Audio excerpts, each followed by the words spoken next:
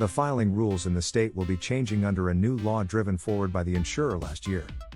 Georgia Governor Brian Kemp recently signed a bill into law, providing the insurance commissioner in the state with the authority to review all auto insurance rate filings before they can become effective. The new law will become effective July 1, 2023, and preserves existing authority while making additions.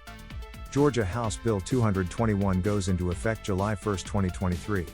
It will maintain the approval powers the Commissioner already held over mandatory minimum auto insurance rate filings in the state. That said, it also provides the Commissioner with 60 days from the filing in which to review it and all other filings made by the insurer in question. The new law was written for the purpose of putting to an end the file and use provision in the state. That had previously made it possible for rates to become immediately effective as soon as an insurer filed them.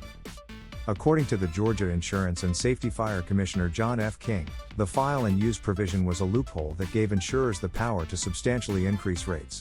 This was the case with Allstate, which hiked its rates for drivers by an average of 40% in 2022. The Commissioner now has more authority over auto insurance rate filings made in the state.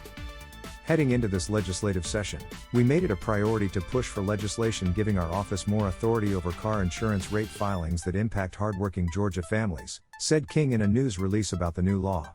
This legislation will allow us to review all filings before they go into effect, while at the same time guaranteeing speed to market, which is critical for the industry. The filings Allstate made last year were seen as a notable propellant to move the legislation forward, according to King.